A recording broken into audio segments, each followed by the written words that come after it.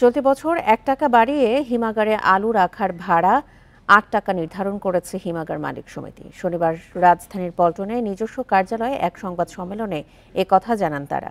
গত বছর ছিল ৭ টাকা। এ সময় সমিতির নেতারা আরও বলেন, হিমাগার শিল্পকে কৃষিভিত্তিক শিল্প ঘোষণা করতে হবে।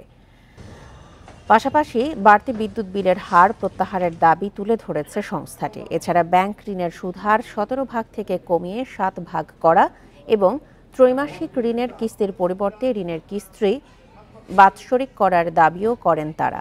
বছরে দেশে আলুর চাহিদা ৯০ লাখ টন। মোট হিমাগারের সংখ্যা ৩৬৫টি বলেও জানান হিমাগার মালিক সমিতি।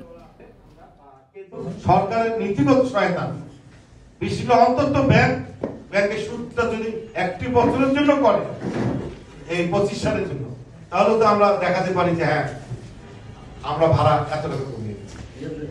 আর এই ৫০ থেকে ৭০ কেজি করার কারণে আমাদের কোল্ড স্টোর মালিকদেরকে শ্রম আদালতে যে মাপ দিতে হয়েছে।